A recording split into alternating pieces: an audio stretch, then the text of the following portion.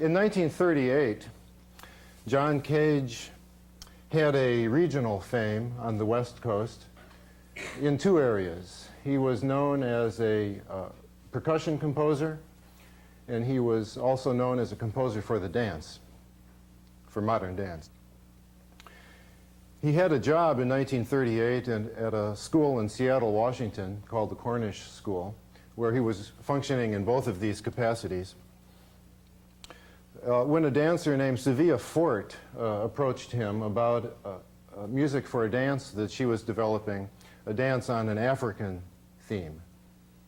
It would seem that a composer of percussion music could easily come up with something appropriate for an African subject, but there was a peculiar restriction in this commission. The performance space where the dance was to be done was not large enough to bring a percussion ensemble in. There was no pit at all. They did have a small grand piano, probably about this size, and room for no other instruments. So that's the problem that the composer, John Cage, was facing.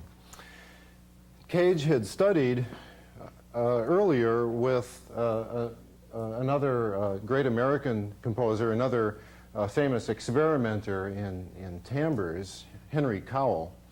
Cowell had experimented with activating the piano strings directly by plucking them with the flesh of the finger or with the fingernail. That's two different sounds. Also stroking the strings in various ways, strumming them sideways or along the length of the strings. Cage recalled all of these experiments, repeated them, but found nothing that he thought would be adaptable for this particular dance piece he was working on. He went one step further then and started to lay objects on the strings of the piano. He recalled later putting pie tins on the piano, a promising rattle there, but it turns out that the strings of a piano vibrate with considerable force, and the pie tins were thrown about randomly.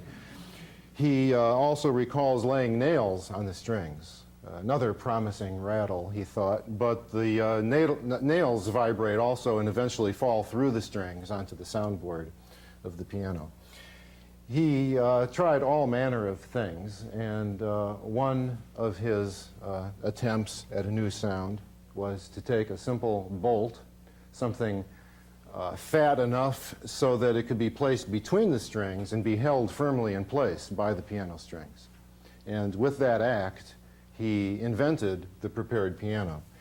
Here is that sound, the bolt on a piano string. What you're hearing here is one open string that's unprepared, playing sounding the normal pitch of this note, plus the prepared sound, the bolt between the other two strings. When the left pedal, the so-called soft pedal, is depressed, the action of the piano moves over to the right so that only the right two strings are struck, and you hear then just the prepared sounds. This is the same key that I'm playing, this sound and this sound. In addition to that, the placement along the length of the string is critical. I'll keep repeating this note and move this bolt by slight degrees towards the end of the string, and you'll hear the change of pitch and timbre.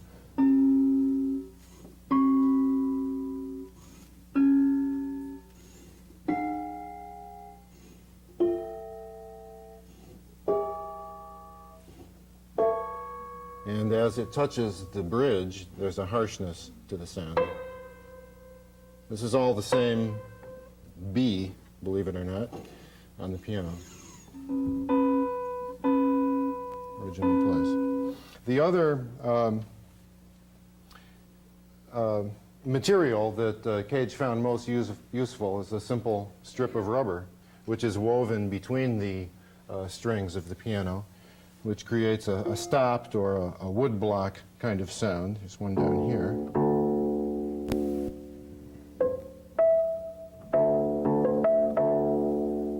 That's rubber. There's a combination of a rubber stopped note and a bolt. This is a strip of plastic and a strip of rubber. There's a difference between that and the bolt and rubber. Some resonance, some depth to the sound with the other.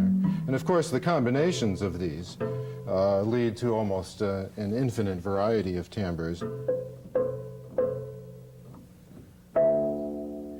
Three preparations in this piece are meant to buzz. This one.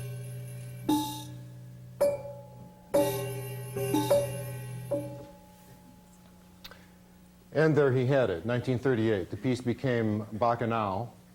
And Cage realized that he didn't just solve a problem for one particular piece, but essentially invented a new instrument. He went on during the course of the next 11 years to write, to practically define the literature for prepared piano. The piece I'm going to play tonight, Sonatas and Interludes, comes from the end of this period, the decade of the 40s, when he wrote a great deal of percussion music and music for prepared piano. The reputation that Cage is known by primarily now is involving his work as a composer of chance music, when he allowed any sound at all, including random sounds, to enter into his pieces of music, and even relinquished many of the traditional aspects of the role of a composer, but let sounds just occur as they may in nature. In retrospect, he looked back on this decade of the 40s and described his compositions of that time as being intentionally expressive music, a very odd term to people who assume that all music is intentionally expressive. But this was not the case for Cage beginning in the early 50s. I'm often asked if this hurts the piano at all, and the answer is no. This particular preparation has nothing in it that I haven't been able to force between the strings with my own fingers. That indicates the gentleness of it on the piano. I'm told that on a piano this size, there's perhaps as much as 15 tons of pressure on the cast iron frame of the instrument, the sum of all of the individual strings added together. What I can push apart with my own fingers and not injure myself seems like a minimal addition to that. It does make the piano go out of tune a little faster. When you look in the piano, you'll see that the strings are bulged a little bit around the bolts. But it's, even that is not a significant amount. I can't say, though, that it's necessarily safe to do any preparation on the piano. Naturally, there are extremes that can be reached that will easily damage an instrument. And of course, any time one reaches into a piano, there is a risk of inadvertently bumping one of the delicate parts, for example, the dampers of the instrument. This music, in spite of the silliness of the idea itself, the music is primarily contemplative. It's mostly soft. Properly speaking, these preparations are mutes in the same sense that string instruments have mutes. In addition to altering the timbres, the volume of sound is lessened. And I have discovered that many people enjoy listening to this music laying down for this reason. I invite you in the few minutes between now and then to make use of the floor space here. I was here this afternoon as the chairs were being set up, and I asked for bare spaces to be left on the rug. I wasn't expecting so many people to come dressed up tonight. I was expecting more in the way of pajamas, as far as... In any case, do make sure that you're comfortable. If you're in a squeaky chair, admit it now and find one that isn't. There are moments of incredible stillness and tranquility in this music. I like to play the whole set of 20 pieces straight through for a couple of reasons. First of all, it takes most people a certain amount of time just to get used to the sounds themselves before they're able to enter into the life of the music itself. It's an incongruous effect, I think, to see the grand old traditional instrument of the piano and hear something that you haven't heard before. If it really was a percussion ensemble, the new sounds would be easier to accept. Beyond that, there are some of the individual pieces in the middle and especially towards the end of the piece that I think have an effect in their context of the whole unit that's way beyond the effect that they can reach when they're excerpted from this piece.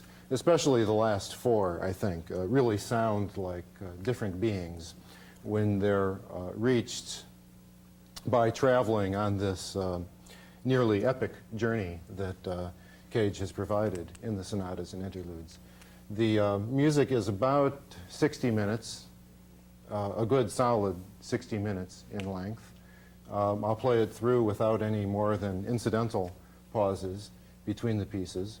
I think at first you'll be aware of pieces starting and stopping, but it's my opinion that Cage has very cleverly constructed this work to draw the listener in and then provide some very long stretches of interrelated pieces later on in the piece.